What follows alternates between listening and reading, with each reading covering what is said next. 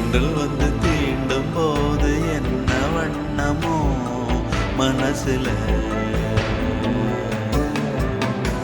திங்கள் வந்து காயும் போது என்ன வண்ணமோ நினப்புல,